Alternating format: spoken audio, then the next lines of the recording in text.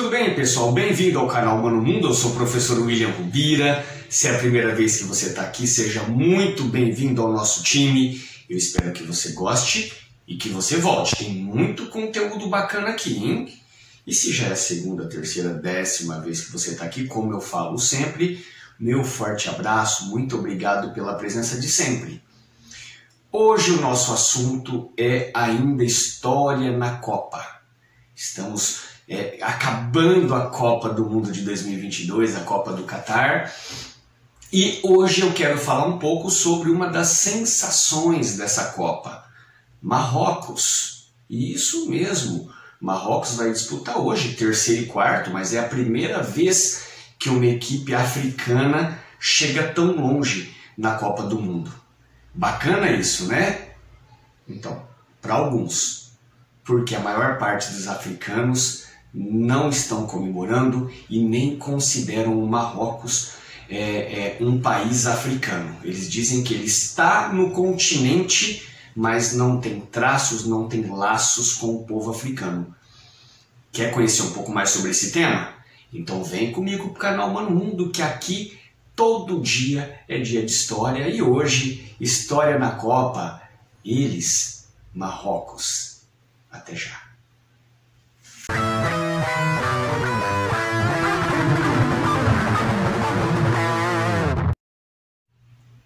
Então vamos lá, pessoal. Como eu tinha dito antes da vinheta, hoje vamos falar sobre o Marrocos e por que a maior parte dos países africanos não estão comemorando, não estão felizes e nem estão se sentindo representados pelo Marrocos. Viralizou aí na internet um jornal africano e o jornalista dizia o seguinte, que Marrocos não é uma nação africana. E ele cita ali algumas questões que para tentar mostrar isso para a gente. Então, eles dizem o seguinte, em 1987, Marrocos ele pediu a adesão na União Europeia. Olha que estranho. Isso mesmo, em 87. E claro que foi negado a Marrocos, né, com a alegação de que Marrocos não era um país europeu. Uma coisa óbvia. Quando a África do Sul estava disputando, né, para sediar a Copa do Mundo de 2010, Marrocos votou contra a África do Sul. Olha só algumas questões. Em novembro de 2014, Marrocos ele retirou a sua seleção da Copa das Nações Africanas, que aconteceria em 2015. Eles avisaram 2 meses antes de começar a Copa. Em 1963, Marrocos também se recusou a assinar um compromisso de apoiar a descolonização da África do Sul, de Angola e de Moçambique. E os africanos levam isso muito a sério. Então, vamos tentar entender o porquê disso, qual que é a grande questão de Marrocos. E já vou falar para vocês de cara, hoje o nosso tema, a gente vai falar sobre esse conflito no Saara Ocidental, que é a última colônia africana. E adivinha, colonizada por quem? Marrocos. Então vamos falar hoje sobre esses povos ali do Saara Ocidental, é um povo chamado Saharaui, tá? É um povo que hoje vive uma situação muito parecida com o que Israel faz com a Palestina. É um povo subjugado, massacrado pelo rei Mohamed VI, o rei do Marrocos. Eles são massacrados, são torturados, são presos assim injustamente, são atropelados, são humilhados pelo rei de Marrocos. E por que, William, mas isso tem a ver com a Copa do Mundo? Sim, tem a ver com a Copa do Mundo, porque o mesmo exemplo aconteceu aqui no Brasil, no tricampeonato de 70. Por quê? Esse tricampeonato de 70, quando o Brasil foi campeão, isso deu uma propaganda, uma visibilidade muito grande para a ditadura militar, para o regime militar aqui no Brasil. E Marrocos ter ido tão longe também dá uma visibilidade para o rei Mohamed VI. Isso acaba justificando algumas questões. O mundo passa a não olhar para o sofrimento desse povo sarauí. A ONU não serve para nada. A ONU não faz nada no Saara Ocidental. A ONU nem investiga, né? Ela nem olha ali os direitos humanos que estão sendo violados pelo Marrocos. Então vamos conhecer um pouco mais sobre essa história. E como tudo isso aconteceu? Vamos pegar essa parte histórica, tá? Quando a Espanha foi descolonizar o Saara Ocidental, o que a Espanha fez? Ela passou a sua colônia para o Marrocos e para a Mauritânia, que está ali nos arredores. Só que a Corte Internacional de Justiça ela acabou emitindo um parecer dizendo o seguinte, que não havia laços de soberania suficiente que justificassem a anexação do território do Saara Ocidental, nem para Marrocos e nem para Mauritânia. Tá? Então, é isso que foi determinado pela justiça. Só que na época o rei Hassan II nem ligou para essa ordem. Ele passou por cima, levou milhares de marroquinos para o Saara Ocidental, guerra, tá? Foi muito feia essa guerra. O Marrocos usou na época o fosfato branco, que é considerado uma arma química, contra os sarauís, tá? E acabou sim dominando essa região.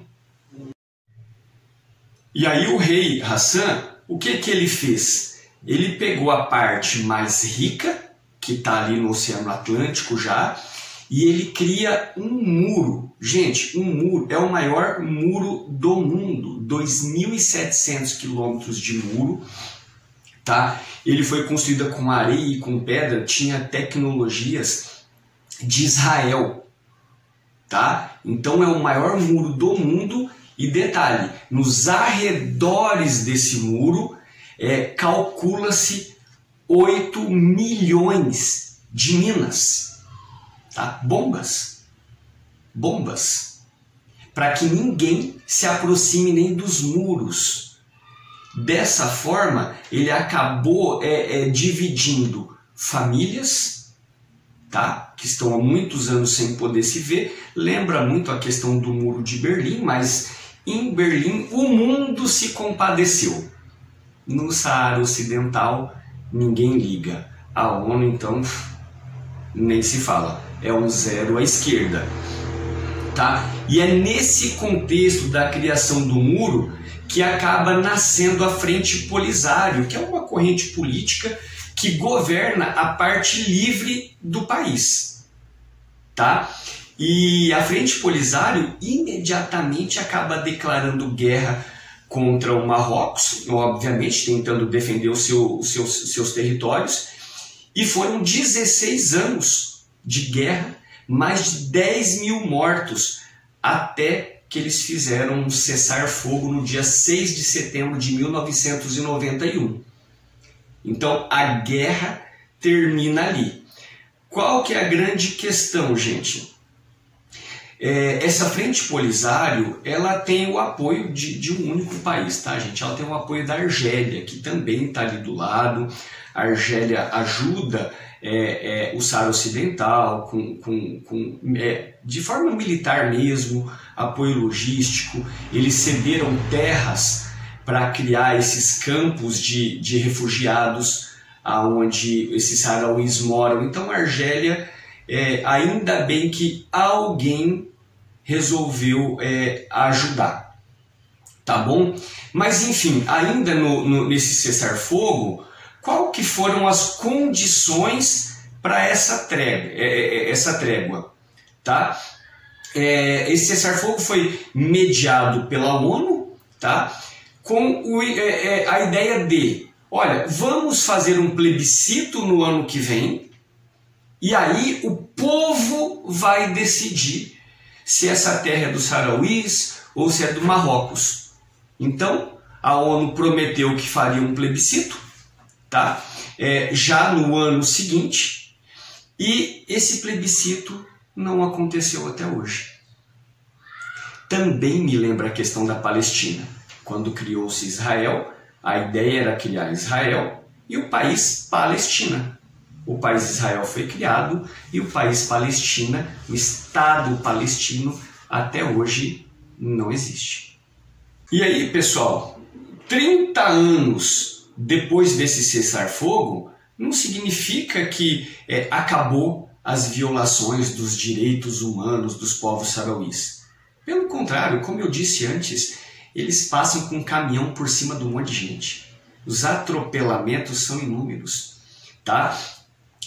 Presos políticos, que a ONU também não faz nada. Pessoas que são detidas de forma arbitrária, levadas para prisões dentro do Marrocos, são torturadas, são assassinadas. Isso, gente, é uma prova claríssima da violação dos direitos humanos. Mas ninguém faz nada. Nos territórios ocupados, também tem uma situação parecida com o apartheid na África do Sul. Porque tem um empobrecimento forçado da população sarauí. Há uma segregação nas escolas para as crianças sarauís. Então, por exemplo, no apartheid as escolas eram separadas. Tá? No Marrocos, as escolas, ou no Saara Ocidental, ocupado pelo Marrocos, as crianças não ficam separadas, elas ficam na mesma escola, mas as crianças sarauís não têm direito a fazer perguntas, não podem tirar dúvidas, tá? As crianças marroquinas xingam os sarauís, eles falam que eles são burros, que eles são inferiores. Eles falam que as mães das crianças são prostitutas, os pais deles são assassinos, são terroristas. Então, assim, olha o que acontece com as crianças sarauís. Tá? Quem que é, gente, o maior culpado de tudo isso, depois de Marrocos, é claro, a Espanha. A Espanha é o principal culpado. Né? Porque, como eu falei antes, quando foi descolonizar, né, a Espanha fez o chamado Acordo de Madrid e entregou o Marrocos, o Saara Ocidental, de mão beijada para o Marrocos e para a Mauritânia. Tá? Então, esses são os maiores culpados. Mas tem mais culpados ainda, não são só esses não. O Marrocos tem o apoio da França. A França que colonizou o Marrocos, e a França, ela é a França quem acaba barrando na ONU qualquer questão dos povos sarauís. Porque quando é qualquer coisa contra os marroquinos, a França já usa o seu poder de veto. É por isso que os sarauís não têm apoio da ONU, porque a França barra tudo que é contra os marroquinos. Pessoal, ainda sobre a violência contra os povos sarauís, a polícia marroquina espanca as mulheres. Gente, socos, pontapés, cacetetes, eles espancam as mulheres. Porque as mulheres sarauís, elas são muçulmanas, mas é de uma ramificação que a mulher tem poder, que a mulher tem poder de voz, ela é respeitada pelos seus maridos. E quando a polícia bate nas mulheres, isso eu vi no documentário, eles estão humilhando os homens. Eles não têm nenhuma pena de bater, espancar e matar mulheres e crianças. Tem uma mulher do documentário em que o policial arrancou o olho dela na porrada. E aí, depois que arrancou o olho, enquanto ela estava indo para o hospital, ela fez essa denúncia, diz que o policial enfiava o dedo dentro ainda. Olha que atrocidade, gente, que atrocidade. E só para a gente finalizar, né? Claro que lá dentro do Saara Ocidental tem uma missão da ONU, tá, gente? Tem uma missão, mas a ONU não tem autorização para verificar essa violação de direitos humanos. Tá bom? Então é triste.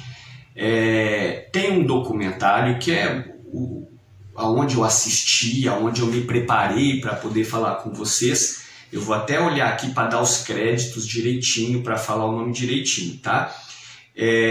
O professor de Relações Internacionais da Universidade Federal de Pelotas, Rodrigo Duque Estrada, e o seu companheiro, o seu amigo, Renato Costa. Eles fizeram um documentário chamado Um Fio de Esperança, Independência ou Guerra no Saara Ocidental.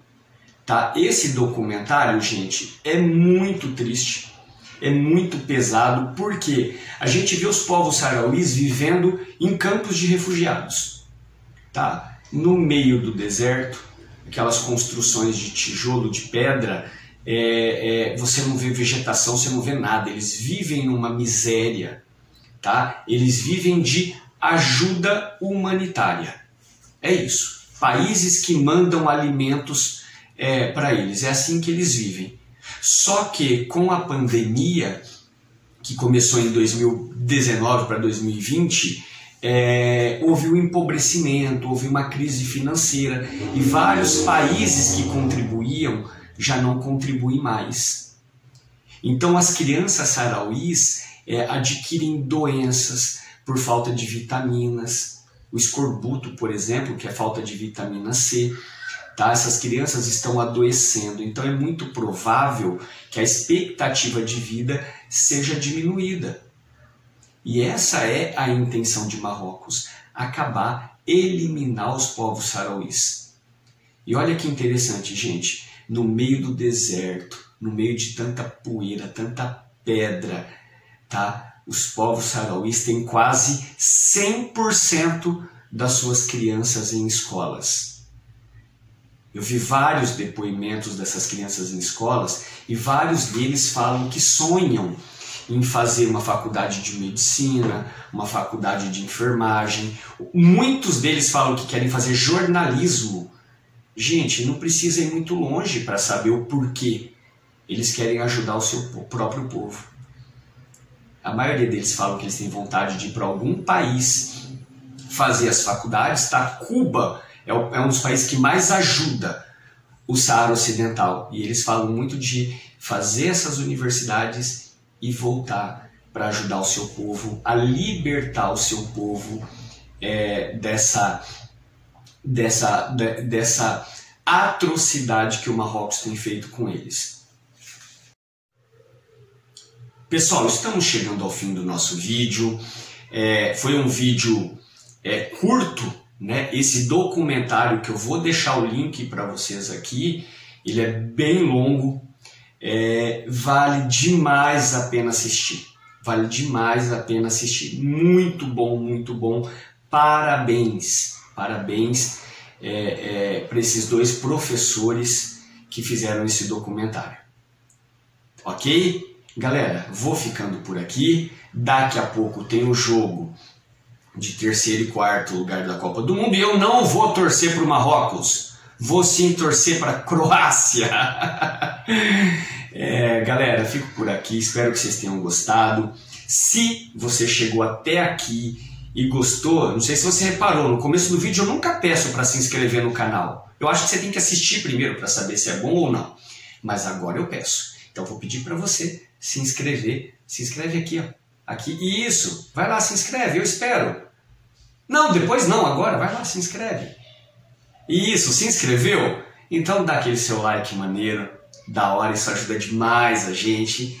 E claro, comenta. Comenta aqui no YouTube. Quando vocês comentam aqui no YouTube, o YouTube entende que o canal Mano Mundo está sendo relevante para a história, para a educação, para a música também, que a gente tem muitas análises de música aqui, para a cultura. Então comenta aqui no YouTube, dá essa moral para a gente aqui. É com muita humildade que eu peço para vocês se inscreverem, curtir, comentar, para que o canal Mano Mundo possa crescer. Tá bom? Isso aqui não é um canal monetizado, é um canal simples, feito aqui na minha casa, no meu escritóriozinho, sem muita tecnologia. É o que eu falo sempre. Quais são as tecnologias que eu uso para fazer os meus vídeos? Um celular, esse mesmo, e aquela tecnologia antiga ali, os livros. A melhor tecnologia que existe.